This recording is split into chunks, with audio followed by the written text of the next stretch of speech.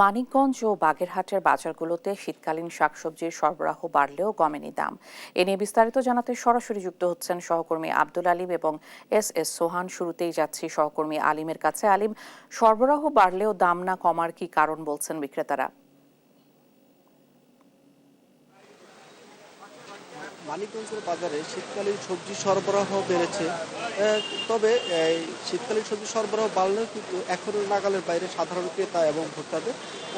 নিম্নবিত্ত এবং মধ্যবিত্তের পরিবারের কিন্তু অনেকটাই দীর্ঘশ্বাস ফেলতে হচ্ছে বাজারে এসে। তারা যেটি বলছেন যে এই সময়টাতে যে শীতকালীন সবজির সরবরাহ কিন্তু প্রচুর রয়েছে এবং বাজার সয়লাভ রয়েছে, তারপরেও বাজার কেন এত ঊর্ধ্বগতি তার কারণ হিসেবে তারা যেটি দেখছেন যে এই প্রান্তিক কৃষকদের পর্যায় থেকে যে আড়তে যে সবজিগুলো আসে, সেখানে আড়তদারদের ওইখানে যে মধ্যস্বত্বভোগী রয়েছে তারা কারসাজি করে এই দাম বৃদ্ধি করছে বলে তারা দাবি করেছেন। তো আমরা এ বিষয়ে কথা বলেছি যে আড়তদারদের সাথে, খুচরা ব্যবসায়ীদের সাথে এবং কৃষকদের সাথে। তারা যেটি বলছে যে অনাবৃষ্টি এবং যে খরা তাপদাহ গিয়েছে, যে কারণে কিন্তু অনেকে সবজি নষ্ট হয়েছে, যে কারণে তাদের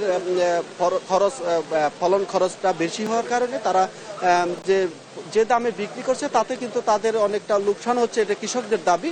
কিন্তু অপরদিকে ব্যবসায়ীরা দাবি করছেন যে তারা বেশি দামে ক্রয় করে বেশি দামে বিক্রি করছেন। তো আজ যেমন বাজারে বিক্রি হচ্ছে বেগুন 80 টাকা কেজি, ফুলকপি 60 থেকে 80 টাকা কেজি, নতুন আলু যেটা সেটি 100 টাকা কেজি, মূলা 40 টাকা কেজি, সিম 80 টাকা কেজি। তো আসলে যে সবজি যে আসলে 50 টাকার নিচে সবজি নেই বললেই চলে, এবং 50 থেকে 100 টাকা পর্যন্ত সবজির দাম, যা নিম্নবিত্ত এবং মধ্যবিত্ত পরিবারের জন্য কিন্তু অনেকটাই কষ্টদায়ক বলে যারা জানিয়েছেন। অনেকেই যে ভোক্তারা বলছেন যে এই বাজারে আগে 500 টাকা আনলেও কিন্তু বাজার ব্যাগ ভর্তি বাজার করতে পারত, কিন্তু এখন 1000 টাকা নিয়েও কিন্তু এক ব্যাগ সবজি তারা ক্রয় করতে পারছেন না। তারা যেটি বলছেন যে সরকারি পক্ষ থেকে যেন বাজার মনিটরিং এবং যে আড়তে যেন মনিটরিংটা জোরদার করা হয়, যাতে কোনো সবজির দাম যেন না বাড়ে, তার দাবি জানিয়েছেন। তো আমরা এই বিষয়ে কথা বলেছি মানিকগঞ্জ ভোক্তা অধিকার সংরক্ষণ অধিদপ্তরের যে সহকারী পরিচালক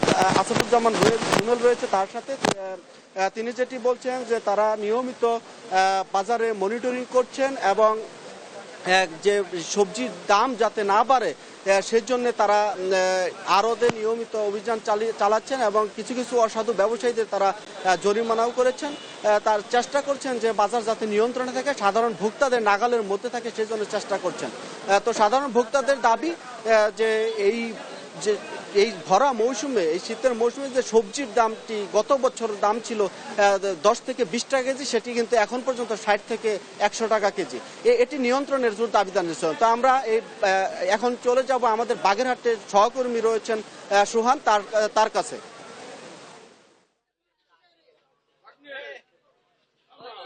বাগেরহাটের বাজারে কিন্তু শীতকালীন সবজির সরবরাহ বেড়েছে।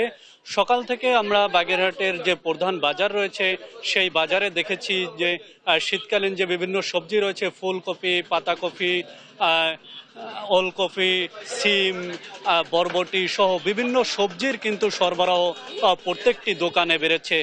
তবে সবজির সরবরাহ বাড়লেও দাম কিন্তু সেইভাবে নাগালের মধ্যে আসেনি ক্রেতাদের। আমরা যদি আপনাদেরকে একটু দামটা জানাতে চাই, আজকের বাজারে ফুলকপি বিক্রি হচ্ছে 80 টাকা করে, পাতাকপি 60 টাকা, সিম 120 টাকা, ওলকপি 140 টাকা করে, মূলা 50 টাকা করে, এবং বাজারে কিন্তু কাঁচা টমেটো ওঠা শুরু করেছে।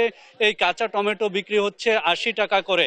সাধারণ মানুষ যেটা চিন্তা করেছিল যে শীতকালীন সবজি এর সরবরাহ যখন বাজারে বাড়বে তখন কিন্তু দাম কমে আসবে অন্যান্য সব সবজির, কিন্তু সেই সবজির দাম কিন্তু ক্রেতাদের নাগালের মধ্যে আসেনি, এখনো নাগালের বাইরে রয়েছে। এছাড়া বাগেরহাটের বাজারে কিন্তু কিছু শীতকালীন সবজি, শীতকালীন শাক রয়েছে, লাল শাক, সাদা শাক, পালং শাক, মূলা শাক সহ বিভিন্ন প্রকার শাক রয়েছে।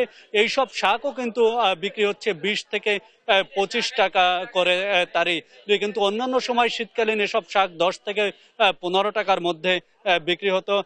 এছাড়া বাগেরহাটের বাজারে কিছু নতুন আলু এসেছে, এই আলু বিক্রি হচ্ছে 100 টাকা করে।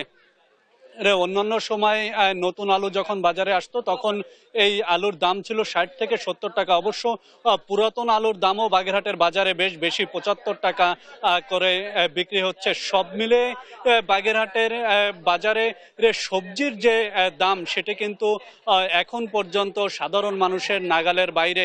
এই দামের ঊর্ধ্বগতির বিষয়টি নিয়ে সাধারণ মানুষ খুবই ক্ষোভ প্রকাশ করেছেন। তবে খুচরা বিক্রেতারা বলছেন তারা পাইকারি আড়ত থেকে যেভাবে কিনছেন সেভাবেই কিন্তু তারা বিক্রি করেন। এক্ষেত্রে পাইকারি যেসব আড়ত রয়েছে সেসব জায়গায় নজরদারি বাড়ানোর দাবি জানিয়েছেন খুচরা বিক্রেতারা। বাগেরহাট থেকে এই ছিল আমার কাছে শীতকালীন সবজির বাজারের সর্বশেষ খবর। ইশিকা। সোহান, অনেক ধন্যবাদ আপনাকে। মানিকগঞ্জ ও বাগেরহাটের শীতকালীন সবজির বাজার দর নিয়ে বিস্তারিত জানছিলাম সহকর্মীদের কাছে।